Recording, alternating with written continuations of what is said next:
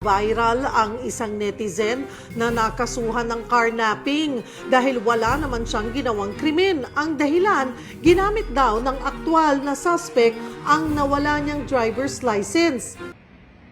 Aray ko! Hindi akalain ng isang lalaki sa Maynila na dahil lang sa kanyang nawalang lisensya ay muntik pa siyang makulong. February 15, 2023. Pumunta si Jake sa isang mass hiring event, bitbit ng envelope na may laman na resume, vaccination card at lisensya. Pag-uwi ko po, doon ko po natandaan na wala po pala akong dalang envelope. Nandun po pala sa katabing motor na pinagin. Naipatong ko siya. So, nag-isip kami na baka naman may makapulot, may magbigay sa lost and found. Yun nga lang, walang nagbalik ng envelope. After 2 days, nagpa-affidavit of loss si Jake sa Manila City Hall para makakuha ng duplicate ng lisensya.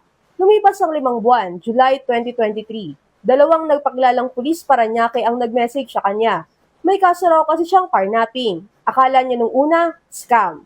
Pero, December 2024, muli siyang nakatanggap ng mensahe, court resolution na. Picturean po siyang envelope. Nakita ko po may DOJ na nakalagay. Po doon, kaya daw po nalabasan ng resolution at warrant kasi hindi daw po akong attend ng hearing.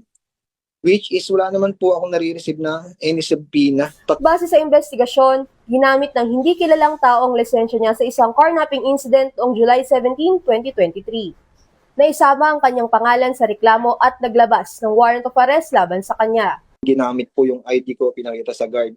Yun po yung pinresent niya, yung ID ko. Tatol po ni Judge is denied. Denied po. Imbis na bawasan, dinoble po, ginawang 600,000. Ayun po, simula noon, hindi na po talaga namin alam gagawin. Sa tulong ng kaibigan at kaanak, nakapaglabas siya ng 150,000 pesos pang piyansa para makaiwas sa kulong.